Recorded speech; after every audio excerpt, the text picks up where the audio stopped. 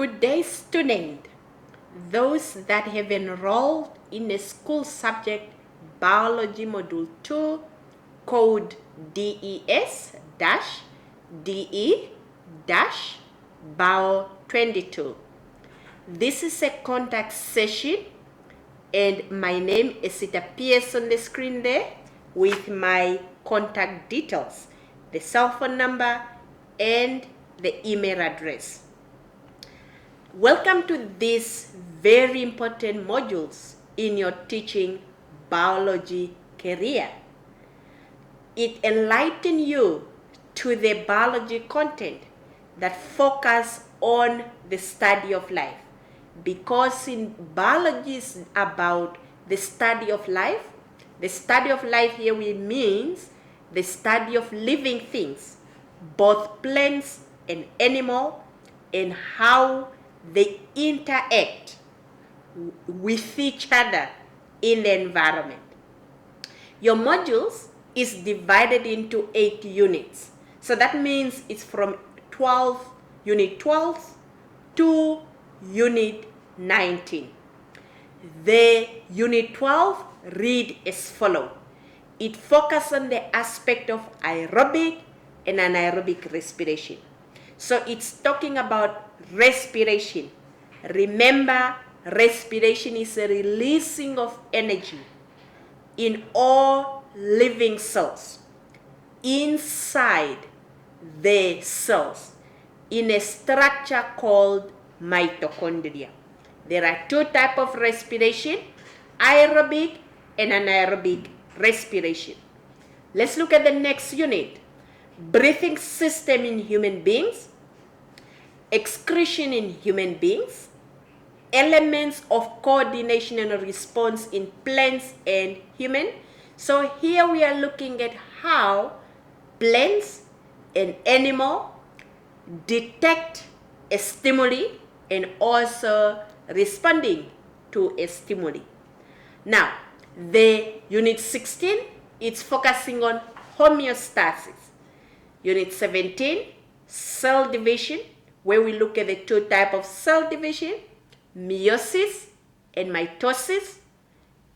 The type of reproduction, asexual and sexual reproduction in plants, and not only in plants but also in animals. Unit 18 is focusing in strictly with human beings, where we look at the aspect of a human reproductive system, where we look at the different organs that make up the reproductive system. These organs are such as the ovary, the oviduct, the uterus lining, the vagina, the cervix, and the vulva of labia. Now, we're also going to look at birth control and sexual transmitted disease. The birth control, they are in different groups. We have natural birth control, we have chemical birth control, we have mechanical birth control, and we have surgical birth control methods. In the 19th unit, it's focusing on energy flow. In an ecosystem, the plant, which are the producers, the consumers, those are animals, and the decomposers, or the primary consumer, secondary consumer, tertiary consumer, and we have the principal source of energy in an ecosystem, which is called the sun. We are now looking at how energy flow between trophic levels. The trophic level here we meant between a producer to a primary consumer to a secondary consumer, then a tertiary consumer, and then a quaternary consumer. We move further and look at population factor. We have different species.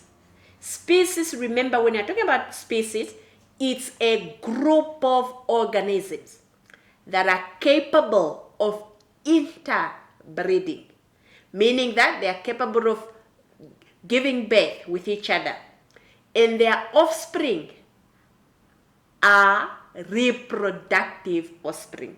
I'm going to repeat the definition of species is the organisms that are capable, a group of organisms or organism, two, in reality it's two organisms that are capable of interbreeding to produce fertile offspring.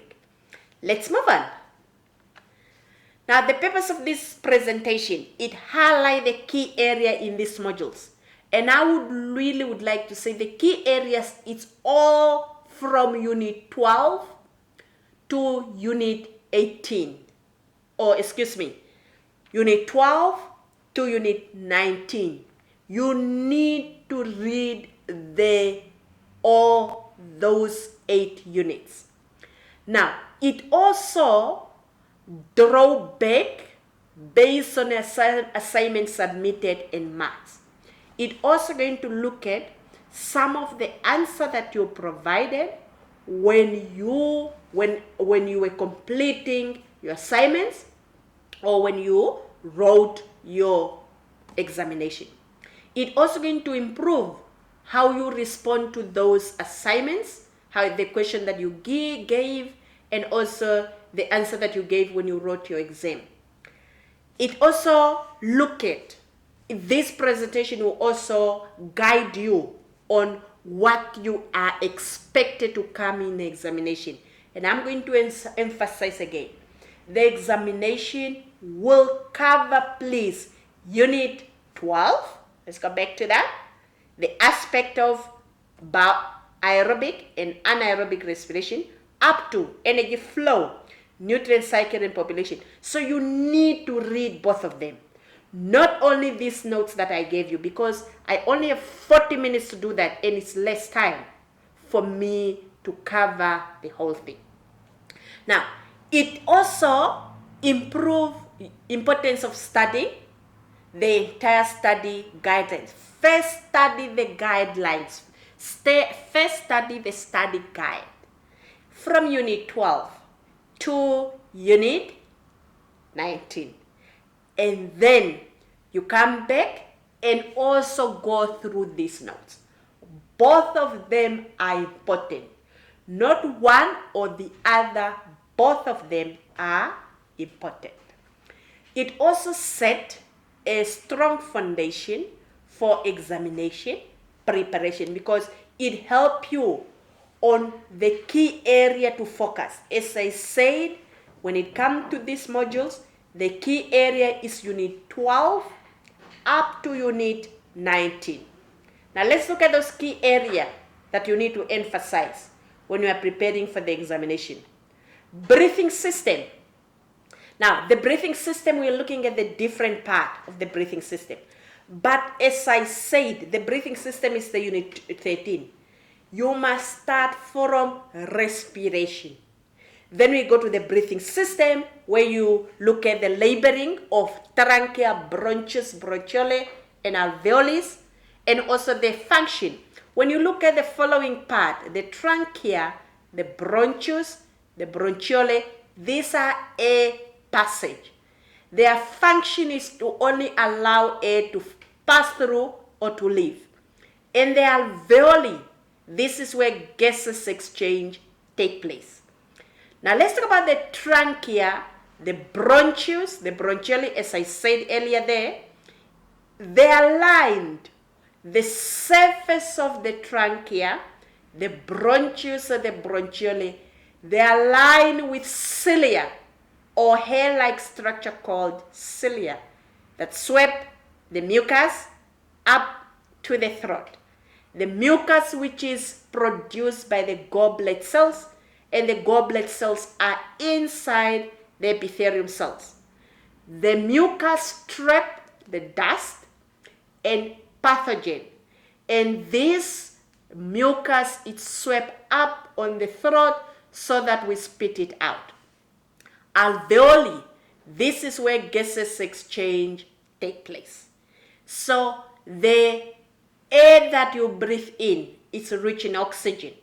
When it comes to the surface of the alveoli, and now the blood in the blood capillary, which is surrounding the alveoli, that blood contains carbon dioxide and less oxygen. Inside the alveoli, there is more oxygen and less carbon dioxide. Diffusion will take place. Oxygen will diffuse out of the alveoli and carbon dioxide will diffuse into the alveoli because of a different concentration of these two gases. Now let's talk about the features of a gaseous exchange surface. Any structure where gaseous exchange take place, that structure must have what features? It must be thin wall. Thin wall means the wall must be thinner for faster diffusion of gases, meaning that if a wall is thin, gases can diffuse in and out much quicker, and that means the diffusion process will be faster. Moisture, the wall of this gaseous exchange surface must be surrounded by a certain amount of water, moisture. Why? For gases to diffuse, for gases to dissolve, and once gases dissolve in this moisture or water, then these gases can diffuse in and out of the structure much quicker.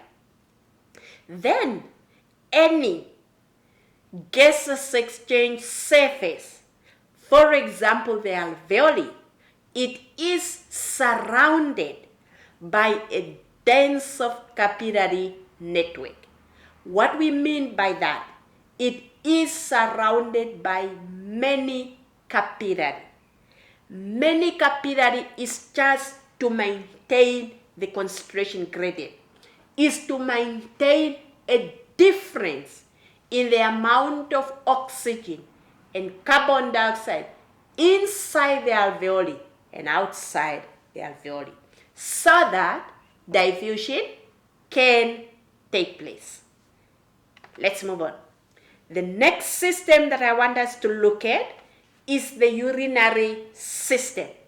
The urinary system, it is the system which is made up of renal artery, renal vein, ureter, bladder, and urethra. We have the basic tube inside the kidney called the nephron. What are the nephron? These are the functional unit of kidney, where filtration, reabsorption, and secretion occur, resulting in the formation of urine. In this tube, which are inside the kidney, this is where the formation of urine occurs. We also have in the nephron is also made up of what is called the Malpighian body. The Malpighian body is made up of the glomerulus, where filtration occurs. It's also made up of Boltzmann capsule, which surround the glomerula. It also contains the Boltzmann capsule.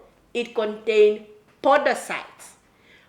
It also has two blood vessels, the afferent, the one which we write with afferent, and the other one is E. This is E, efferent, as it's written here. The afferent arterioles has a wider diameter, and this is imperative because it creates higher pressure needed in the glomerulus so that filtration can occur. The efferent arterioles, on the other hand, it has a narrower diameter. Look at some differences there. As it is only responsible to collect, it does not create pressure. Its purpose is just to create the blood back to the renal vein. Let's move on. Another part that make up the nephron is what is called the proximal convoluted tubule. Once filtration occurs in the glomerula, the filtrate then enter a tube called proximal convoluted tubule. This is whereby in that filtrate, reabsorption of some amino acid, not all, because some have returned back to the blood through the efferent arterioles. But some, the glucose and salt, are collectively reabsorbed. So that means in a proximal convoluted tubule, the following nutrients, amino acid, glucose, and salt, together, they are reabsorbed back in the blood because they are useful substances. They cannot remain in the filtrate. Remember, in the filtrate, this is where you have urea, which need to be released out of the body through urination because it is a waste product of metabolism. Then we have a loop of Henle. A loop of Henle, we have the descending, moving down, and the ascending. A descending and the ascending. What is occurring in the loop of Henle? This is where reabsorption of water occurs.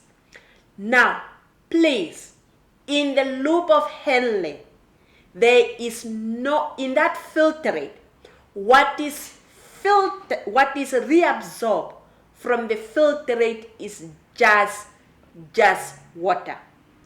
Please, now, if the animal have different length of loop of Henle. If you are an animal that live in water, the animal have a short loop of Henle. If the animal is a desert animal, it has a longer loop of Henle. Because if you live in an area that has plenty of water, you don't need to reabsorb more water because you are in an environment where you have more water. Your body does not have to retain a lot of water because the retaining of water in a human body occurs in the loop of Henle. But if an animal is a desert animal, that animal has a longest loop of Henle to retain, to reabsorb as much as water from the filtrate, because this animal cannot afford to lose more water because it lives in an environment where the water are scarce, meaning where the water are not available. Good. The next tube. From the loop of Henle, the filtrate move into a tube called the distal convoluted tubule. And then in the distal convoluted tubule, this is where the reabsorption of many ion and water occurs. And then the filtrate move into the collecting duct. From the collecting duct, the filtrate move into the ureter. From the ureter, you have now urine. This filtrate is urine. Then it moves into the bladder. From the bladder, when the bladder is full, the sphincter muscles control the opening of the bladder. A person urinate and the urine leave the body, both in a male and female, in a tube called urethra. Good. The next topic that I want us to pay attention to is homeostasis. It's the maintenance of constant internal environment. Our living organisms have two environments. They have the inside environment and the environment that surrounds them. The inside environment, we call it internal environment. And the environment that surrounds them, we call it external environment. Now, let's look at, we also have a concept called negative feedback. Negative feedback, it's about how the body responds to a change in the internal environment. Now I want you to listen to me.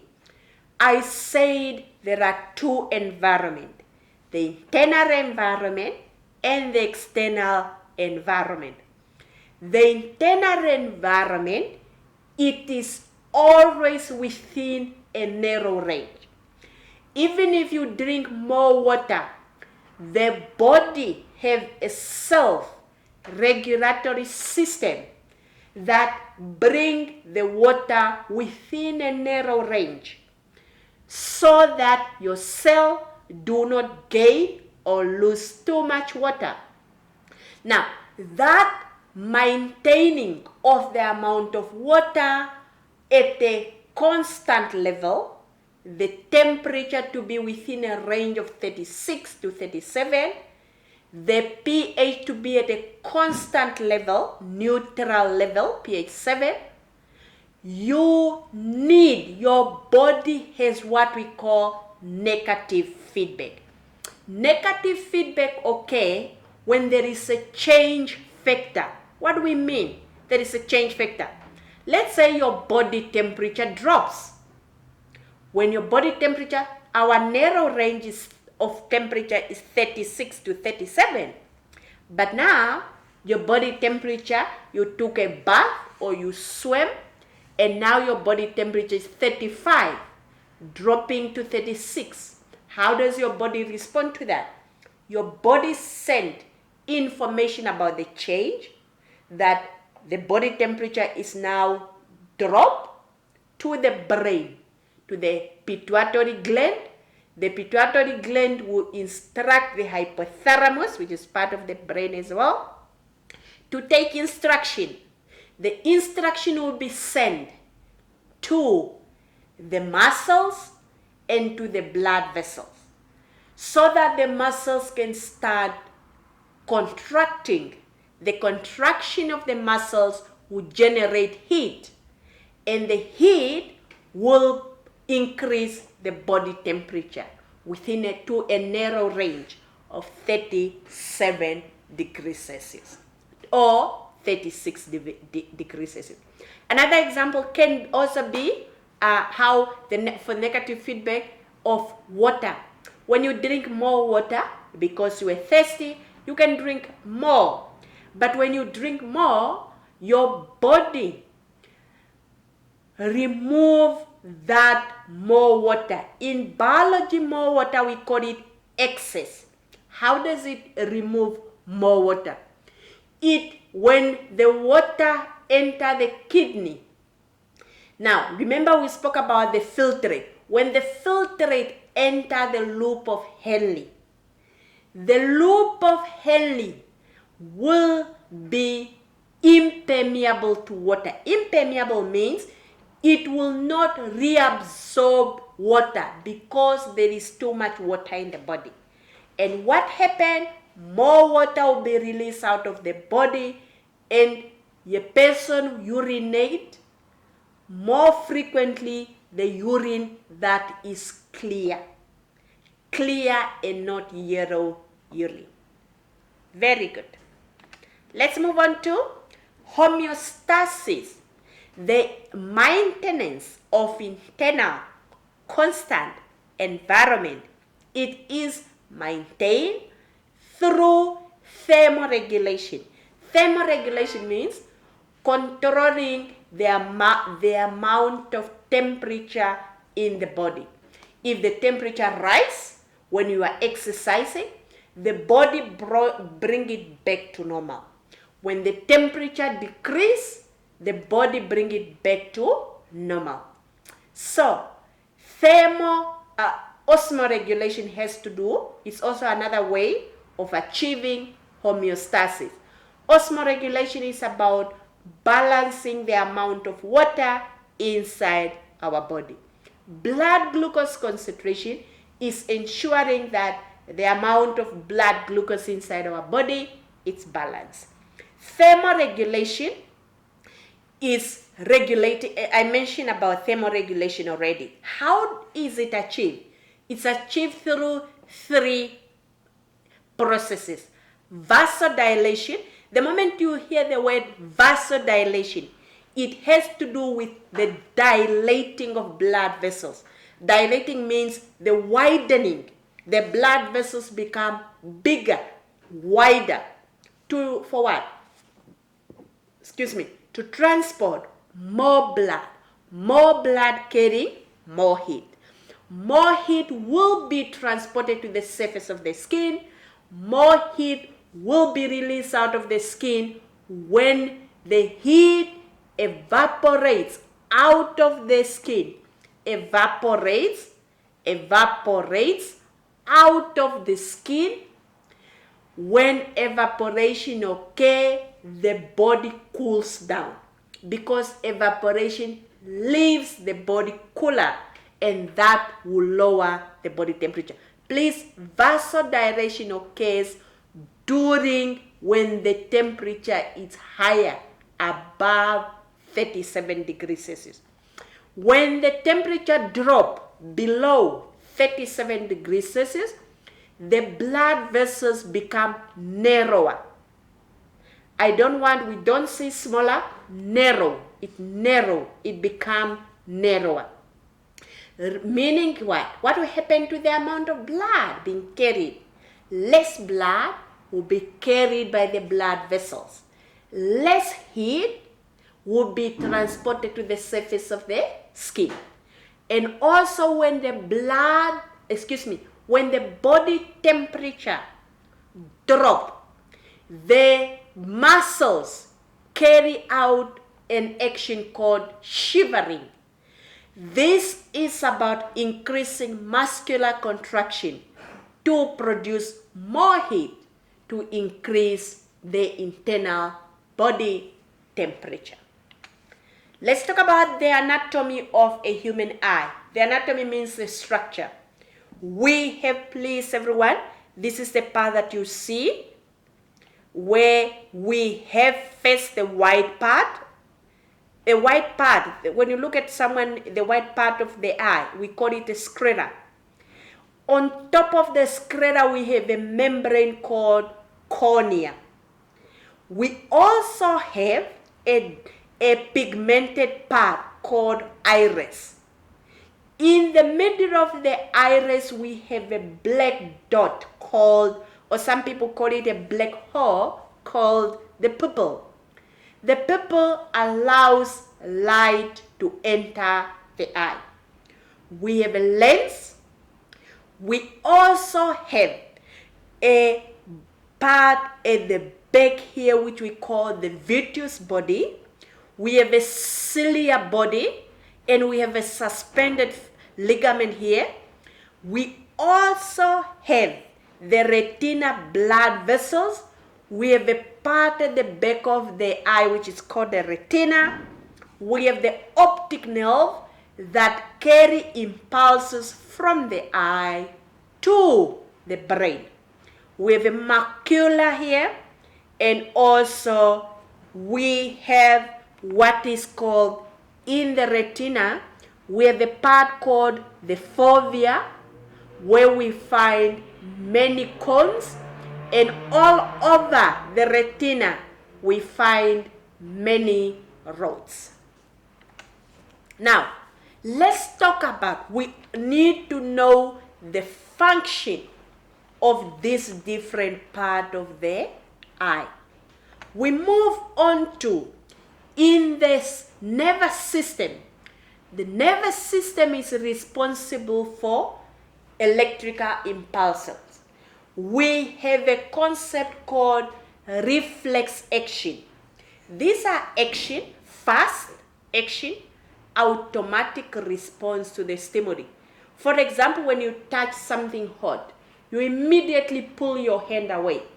If your classmates are messing with you and they want to have a prank to play with you, and they put a sharp object and you don't know there is a sharp object on your seat, and immediately when you sit, you immediately stood up, that is also a reflex action.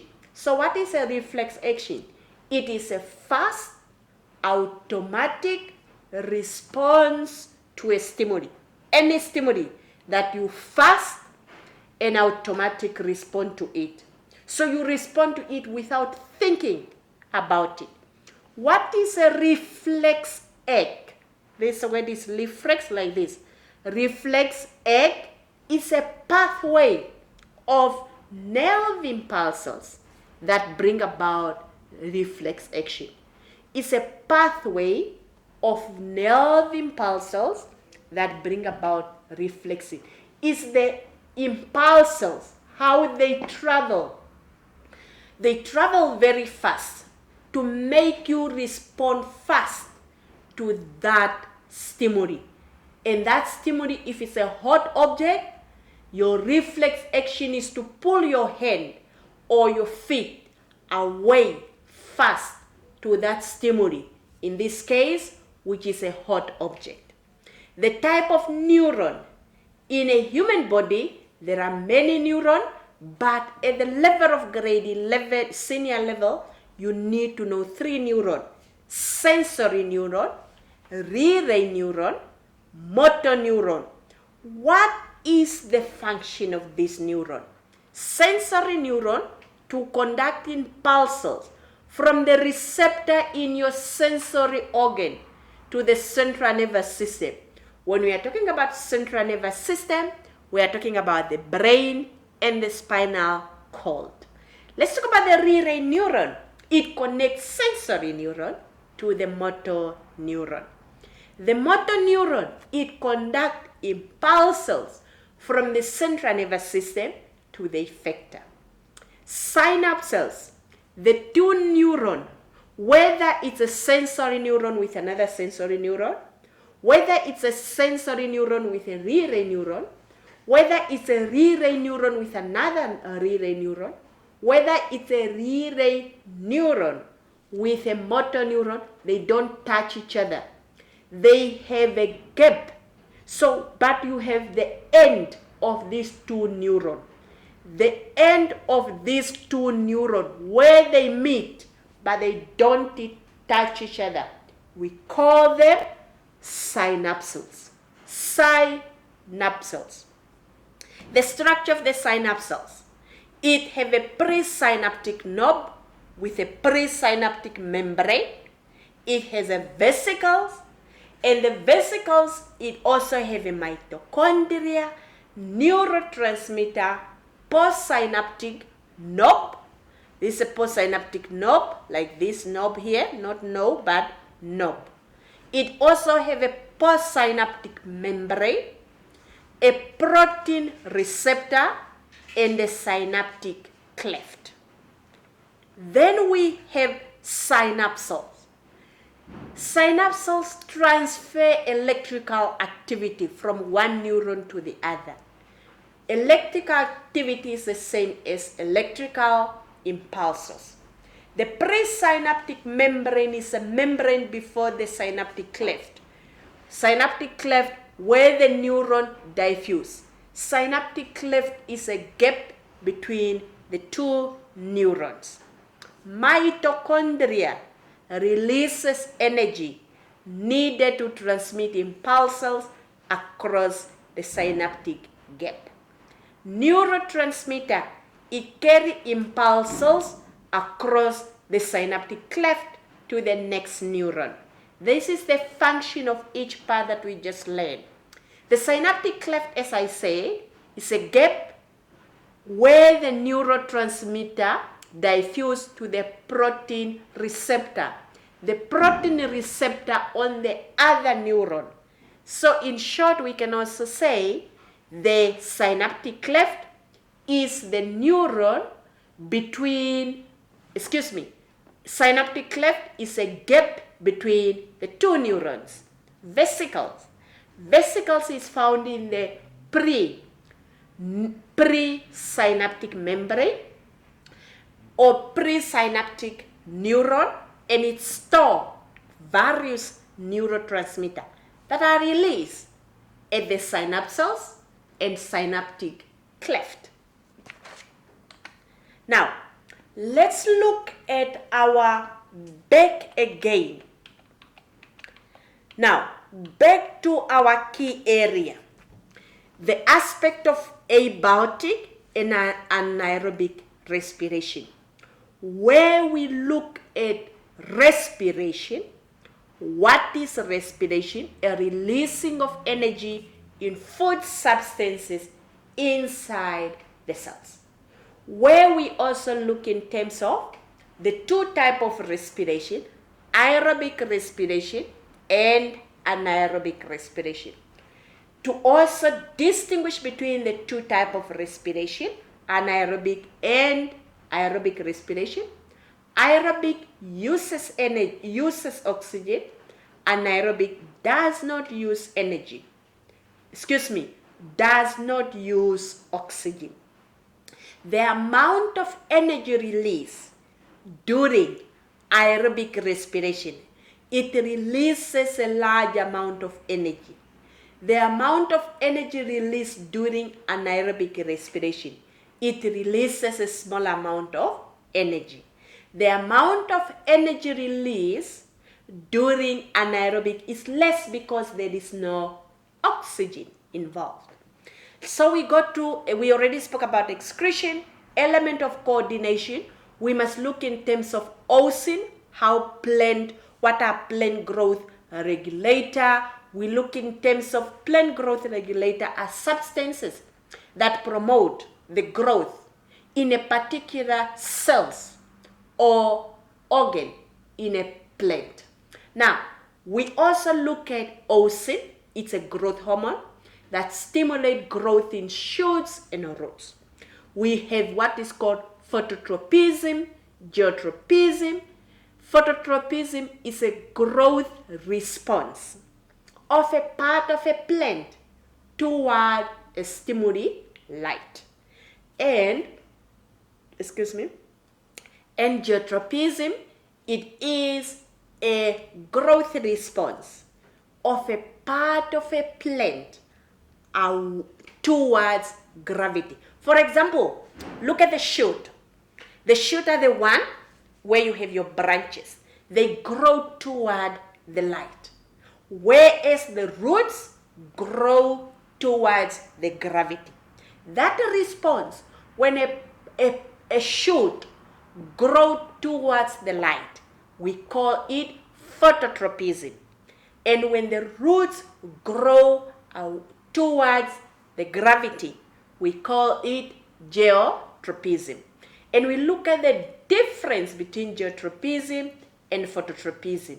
The difference here is in terms of this one, the geotropism responds to gravity, phototropism responds to light. Now we also look at the advantage of phototropism and geotropism.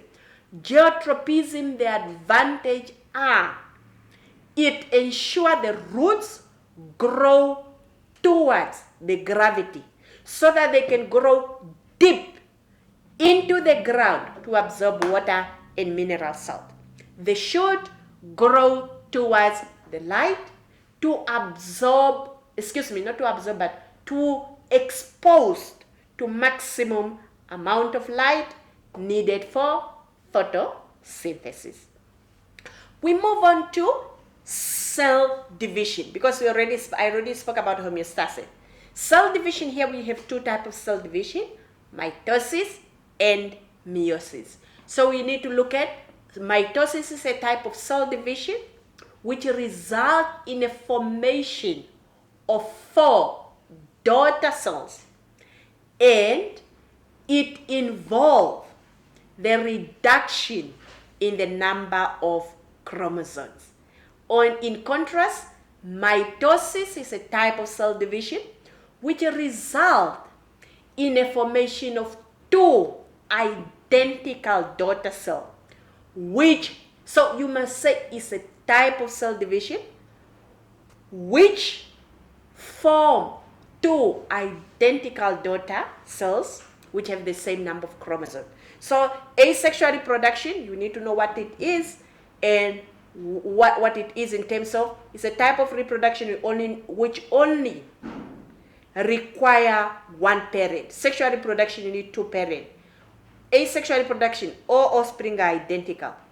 The issue of reproductive system, the reproductive system in male and female and their function, birth control, sexual transmitted disease, we are talking about gonorrhea, syphilis, and HIV/AIDS. Energy flow, nutrient cycle, we are talking about carbon cycle, water cycle, and nitrogen cycle. Population factor, we are talking about three factors that control population: the availability of food, predators, and water. Availability of food, predator, and disease. Have a good day, everyone. And please, before I close off, look at the duration. It's a 3 hour. The verb, pay attention to verbs such as define, discuss, explain, and also thank you very, very much for listening. Have a blessed examination. I urge again for you to read all the 8 topics. Please, if there's a topic that you don't understand, contact me. The telephone is on the front page and the email address, as you can see there. I know you can do it. Pay attention. You can do it. Focus. Plan your time effectively. And good luck. Thank you.